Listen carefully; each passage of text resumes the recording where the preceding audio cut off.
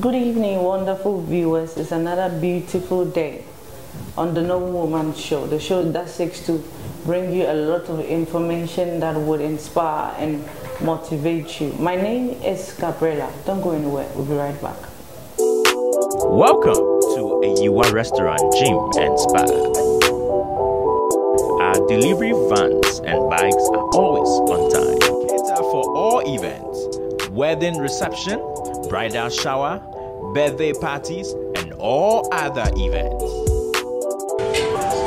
When you want to eat at the right place or the perfect place to have a good health, it's a Yiwa restaurant. Our ultra-modern spa with professional massage therapists.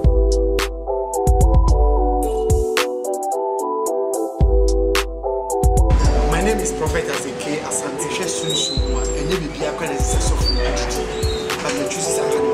Saturday karaoke with DJ Everlasting. Sunday live acoustic music with Ivo Manifest and our local dishes. And cool free in our jacuzzi.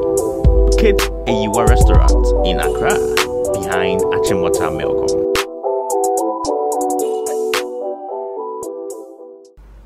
Herbal and Skin Clinic. One would nam abefo quite so essa and yarwebi to say stroke, diabetes, typhoid, infertility, bone injuries, any yaria ahodwinina. Sabon honam any enyarwan so stretch marks, enkocha, one more eternity, one more OPD, or more lab, baby I heard, nipa ye moja, any ya jonso, and who pesa was so eti. Relieve fatigue, nina yanu a year mojuma or hey chakwanya, ube huyen, and what tema, Committee 11, General Hospital, Quantum Ponwa, Bra.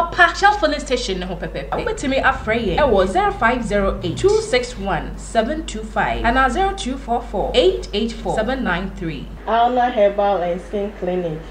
Juma Ejuada Kosifia 7 a.m. to 5 p.m. When your number stretch marks air hamu and as a fibroid lay how Odiabra Alna Herbal and Skin Clinic a bit to Moya and Yamidi Mebeko. Alna Herbal and Skin Clinic. Yambo Taye any Ghana for Apomuding. Welcome back from the break.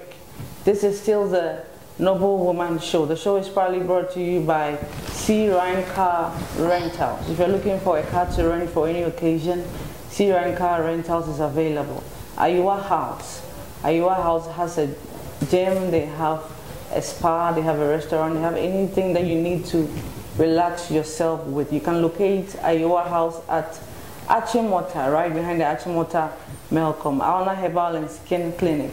Your health our priority. This week on the Noble Woman Show, our question for you to win a free gift voucher is, what will you tell a young lady who is doing God's work and is being discouraged by someone's attitude? From last week's interview, we spoke to Mrs. Lai, and this is one question I asked her, that what will you tell a young lady who is doing God's work and later gets discouraged by someone's attitude? So whoever answers this question correctly, or the first person to answer this question correctly, will win a free gift voucher to Ayiwa House. You have a free voucher that will give you a free spa treatment at Ayiwa House. So if you have the answer, send the answer to the number on your screen. Send the answer to the number on your screen. Today on the show, we'll be talking to an amazing woman who has been in the acting industry for a long time.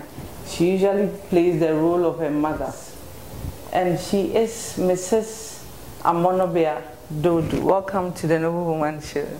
Thank you. Thank you very much. It's been a long time we saw you around in the industry. What's going on? Well, I've been around. I got married recently, and so now the name is AMONOBEA DODOO, but I'm Mrs. Mensah. Oh, okay. Yes. Okay. Like I said, I've been around. I've been working with persons with disability at the National Council on Persons with Disability, and so a lot of my time has been at the office. Okay. I don't do a lot of acting at the moment, but I still am in the acting business. The movies that I've acted in recently hasn't come out yet. So basically a lot of people think I'm no longer acting, but I'm really still seriously acting. Mrs. Mensah, tell us a little bit about yourself. I was born in Accra on the 10th of May, 1963. So I recently, about 2 weeks ago, celebrated my 57th birthday. Oh. Our father comes from Otubrohum, and my father also happened to be one of the earliest footballers in Ghana. And his name is DODOO. They called him Little Bit. I mean, he's passed away. My mother has passed away. So basically, it's just us, the siblings, that everybody else is married. And like I said, I'm also happily married. I can't have any more children. I would have had one or two more. But that's basically who I am. How did you get into acting? Was that something you wanted to do? Yes, it was my dream to be an actress, but my mother had something else in mind. She wanted me to be a veterinarian, so she tried her best, but the moment she died, I said, okay, now it's time for me to do my own thing. Even though I didn't go into the veterinarian, I moved to the UK, and I was in the UK for about 4 or 5 years, and then I came home, and then I met David Donto, who asked me to play a role for him in a movie, and it was supposed to be a very small role at the time.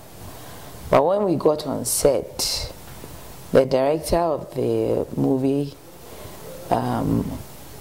is right now, she's Nana Joa Window. She was the director of the movie.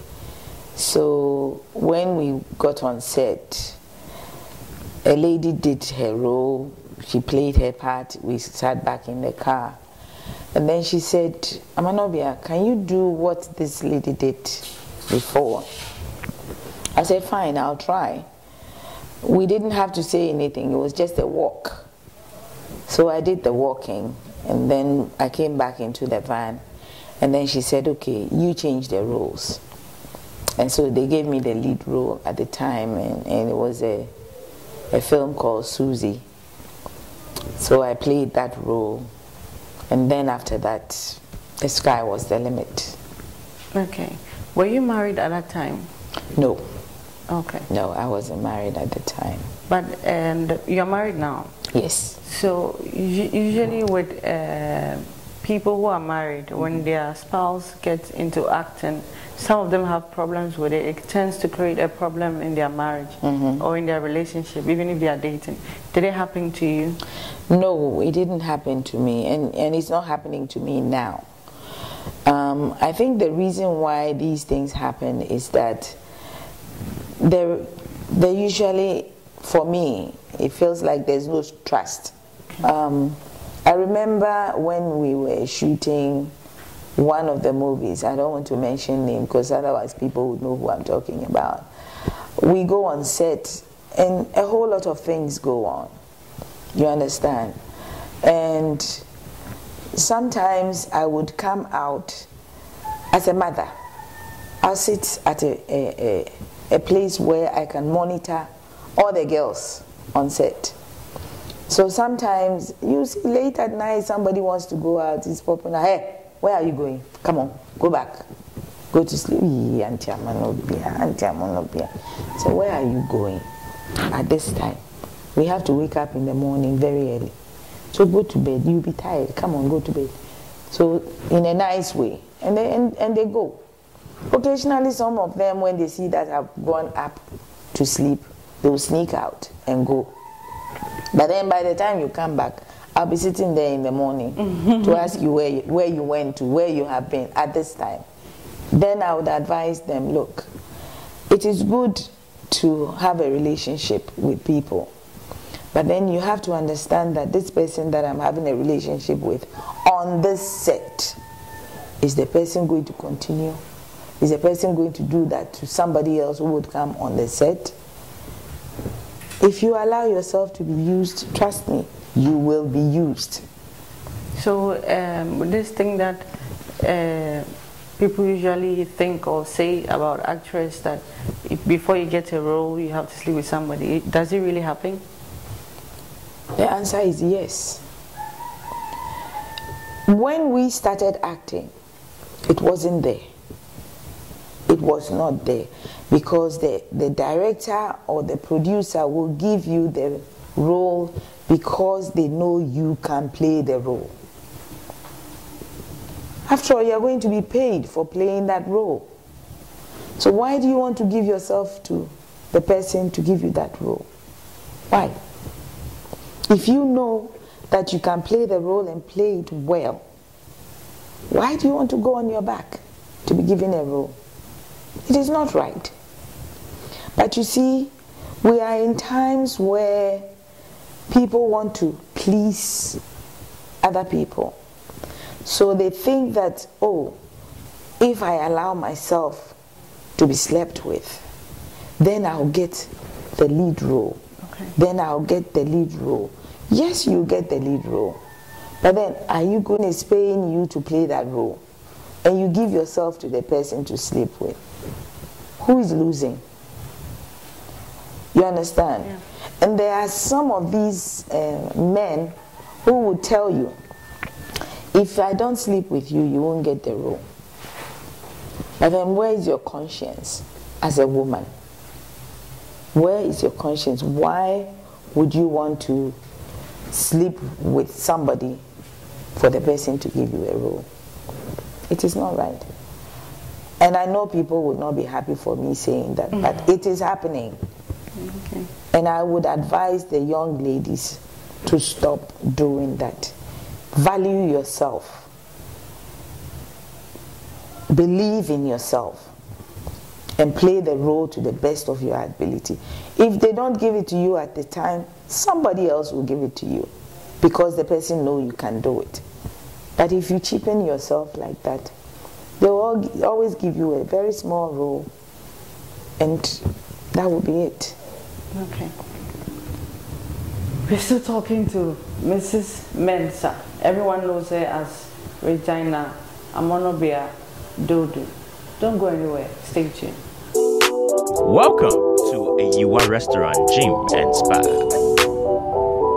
Our delivery vans and bikes are always on time. Cater for all events, wedding reception, bridal shower, birthday parties, and all other events. When you want to eat at the right place or the perfect place to have a good health, it's a Yiwa restaurant. Our ultra-modern spa with professional massage therapists.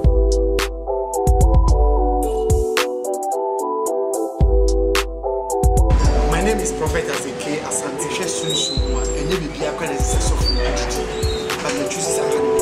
Saturday karaoke with DJ Everlasting. Sunday live acoustic music with Ivo Manifest and our local dishes. And cool free in our jacuzzi. Kid Yiwa restaurant in Accra behind Achimota Melcom. Welcome back from the break. This is still the Noble Woman Show. The show is proudly brought to you by Yiwa House. Yiwa House, they have a gym, they have a spa, they have a restaurant, they have everything you need to give yourself that beautiful treat. Locate Yiwa House at Achimota, right behind the Achimota Melcom. See Ryan Car Rentals. If you're looking for a car to rent contact C. Ryan Car Rentals, Alna Herbal and Skin Clinic. Your health are priority. We're still talking to Mrs. Mensah. Mrs. Mensah, it was all over the news around 2013 that you had stroke. And I wouldn't want to go much into that, but what I want to know is that when you encountered that sickness, did you think that was your end? When you were on your sick bed, what was some of the things that were going through your mind? Well, incidentally, I saw that at the time as a challenge because it was a very sudden onset. There was nothing wrong with me. I didn't have a headache. I didn't have nothing wrong with me. It happened in my sleep. I had a dream, and I think, looking at it at this time, I think that is because, you know, when you're dreaming and you're having a very scary dream, your blood pressure would go up. Okay. And I think that's what happened to me. So I had a little clot on this side of the brain. So with the blood pressure going up, I had the stroke. So I woke up from my dream and I couldn't find my hand. And so I called out to my son and my cousin who was living with me at the time. I said, "Did you come to my room?" He said, "No." I said, "Somebody came here. I can't find my hand." He said, "What do you mean you can't find it? This is your hand." I said, "Where is it?" I couldn't find it. But I felt my face, you know, kind of tilting. And because I did nursing in the US, I knew what was happening. So immediately I told my son, "Go to mom's room, get me an aspirin." And so he brought the aspirin and I took one little, you know, the baby aspirin. I chewed it and I drank a lot of water. So that's basically stopped the process. I had given myself like a first aid. So after that, then I started calling doctor friends that I know. And then one of them called me back and I said, "I think I have a stroke." He said, "How do you know?" And I described what was happening, and he said, "Okay, I'm coming." So then I called my pastor, and he prayed. And my sister, my older sister, also came with her husband, and they also prayed. We started praying. And so when my doctor friend came, he took my BP, and it was really, really high. He said, "No, let's take it again," and he did, and it was still high. So he said, "We have to go." So we got in a car, we got to the hospital, and I was conscious all the time. All this time I was conscious. We got to the hospital, Kolebu, and doctors were on strike. And so he immediately wrote a referral, and then he gave it to them. And then I heard the nurse say, "Okay, bring a wheelchair." So she came to the car and she looked in the car and she said, "Hey, it's AMONOBEA DODOO, please hurry up, hurry up." So, you know, quickly they got me in, and then I told them I had already taken aspirin, so they wouldn't give me any more. Otherwise they would have given me something. It was after I had been given a bed that it really dawned on me that something has happened. But then I was in high spirit, basically because of the nursing background that I have. I was in high spirit. I wasn't afraid. I was just cracking jokes all over the place. How long did it take? How long did your sickness take for you to recover? I was in the hospital for 3 months. Okay. I was in the hospital. I went through physio, massages. They were doing everything that needed to be done. And all this time, I was conscious. But then I told myself that I will come out of this. So I was also, you know, trying my best to do things. this arm was not doing anything. You know, I had to do this, I had to do that, I had to do. But I told myself that I'm going to get out of it.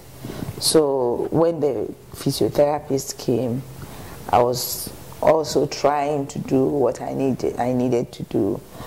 I did walking, you know, I had a walking stick. So I was walking every day, at least twice a day. I was walking. It wasn't easy, but I tried to do the walking all that. So I kind of, because of the determination to get well, I helped myself through the process, you know. So when I was released from the hospital, I was still doing my exercises, keeping an open mind, making sure I wasn't worried about anything. Incidentally, I was laughing a lot at the time. Every little question you asked me, whether it was funny or it wasn't funny, I would laugh before I would even answer the question. The hard part was remembering things. I went through a process where you would tell me something right now. You asked me the same question the next moment, and I couldn't remember what you said or what I said before. So that was the most difficult part. But how were you able to overcome it?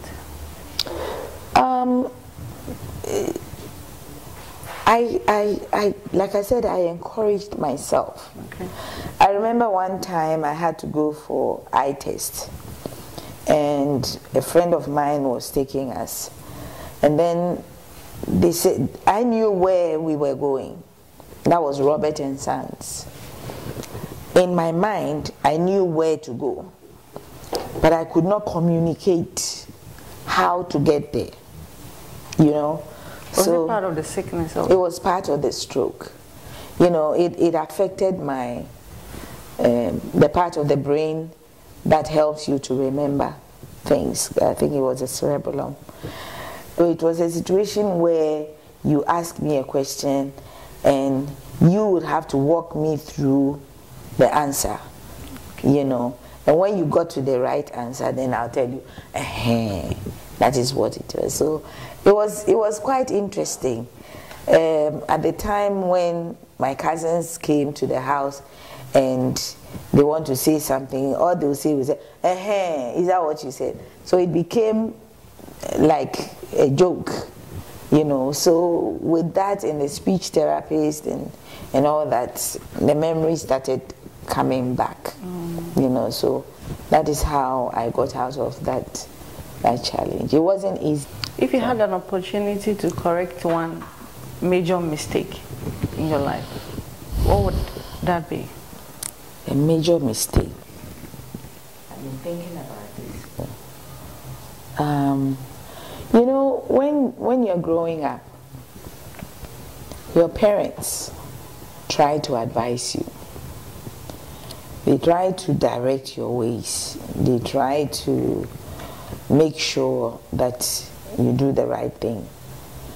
But in your youthful exuberance, you think that they are worrying you.